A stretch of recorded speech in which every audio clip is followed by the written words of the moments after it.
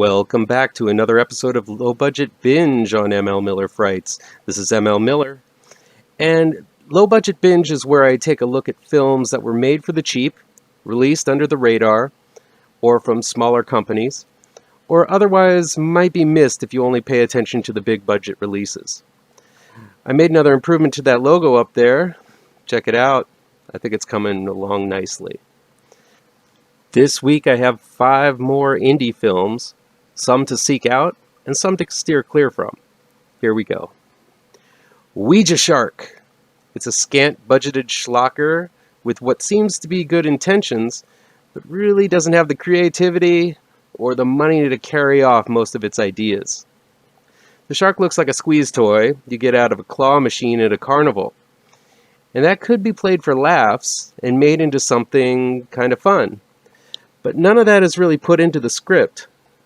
It's nice to see normal-looking gals starring in this one. Usually we have the Playboy models or runway models for these types of shows, so it's nice to see girls that you might actually see walking down the street.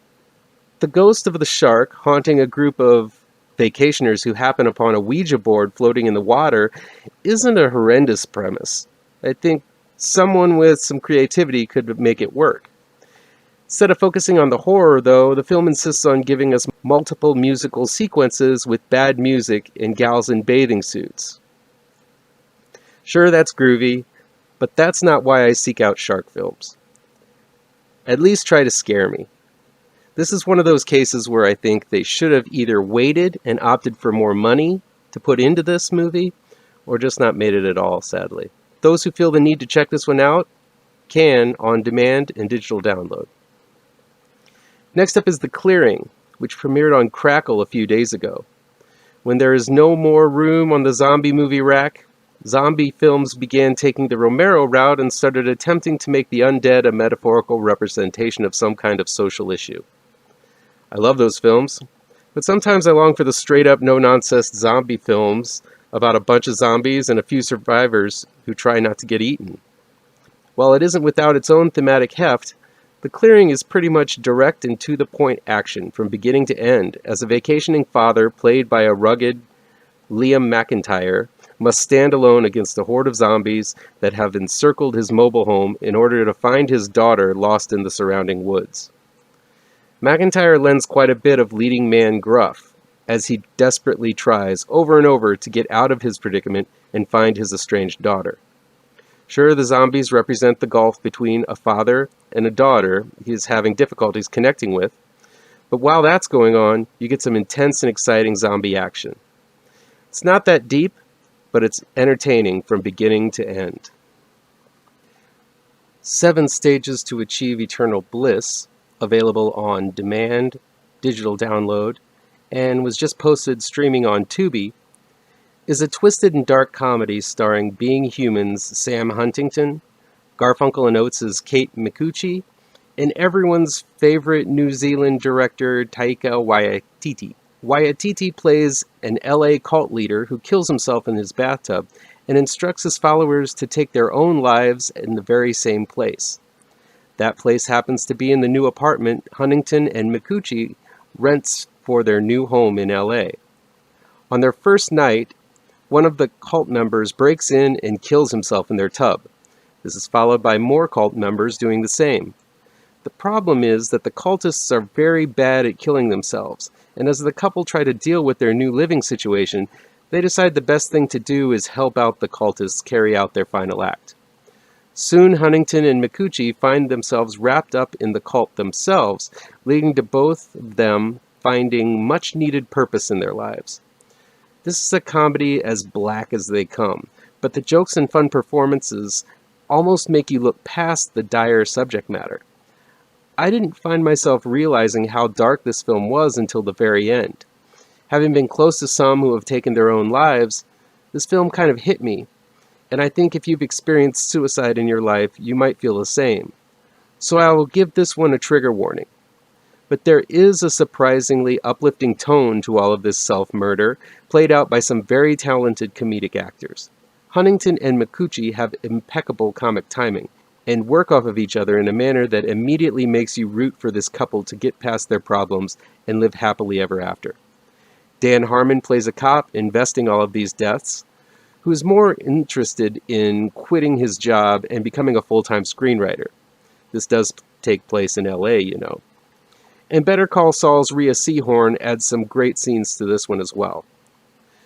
Filled with cameos and gags coming at you a mile a minute, 7 Stages to Achieve Eternal Bliss is infectiously fun, but deals with subject matter that I think might rub some people the wrong way, so proceed with caution.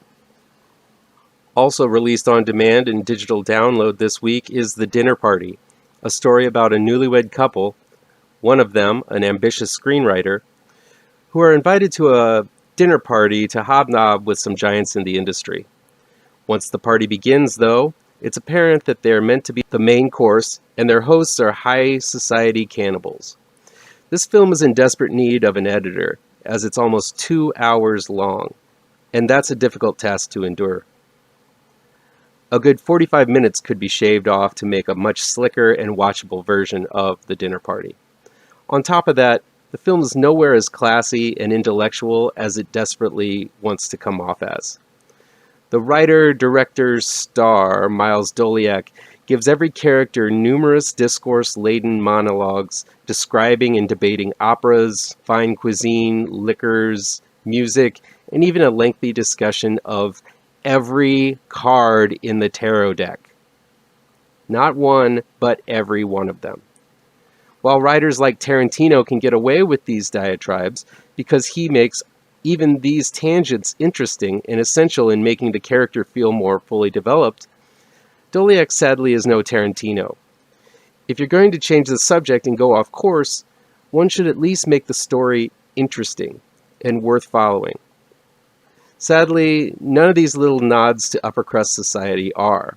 On top of that, the characters revel in their evilness, twirling imaginary mustaches and speaking slowly because I guess that's supposed to make them scary. Some decent action comes way too late in the game, and I feel most people will have checked out long before the final bloody course is served. Have you ever been trapped in a party that you desperately wanted to leave? That's how I felt 5 minutes into The Dinner Party. Let's end this one on a higher note, though. Confessional is a mystery thriller filmed in first-person POV that premiered on Shudder recently. Most of the film takes place in a confessional box, the typical little room you see in all of the reality shows. I'm not a big fan of those shows, but I think if you are, Confessional is going to be right up your alley. The mystery involves the death of 2 vastly different students that appear to be accidental and not connected. But 7 students are gathered and blackmailed into confessing what they know about the murders, and it turns out that they are all part of a pretty intricate and intriguing plot involving voyeurism, obsession, power, betrayal, and lies. Most of the 7 actors are strong, especially the drug dealer with a heart of gold, Annalisa Cochran, and Jessica Bohr, who has a gruff yet sincere attitude.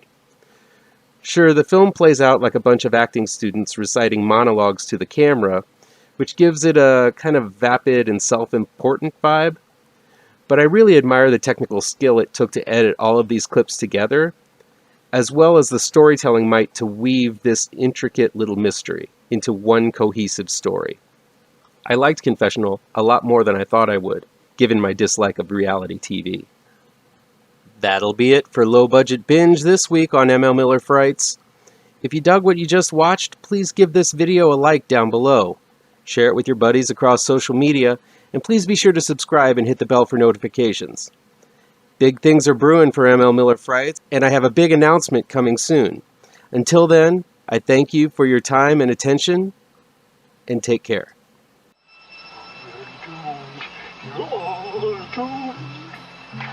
You're doomed to live the life you're meant to be,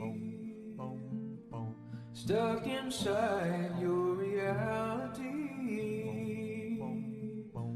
you're doomed. Oh, you're doomed. You're doomed.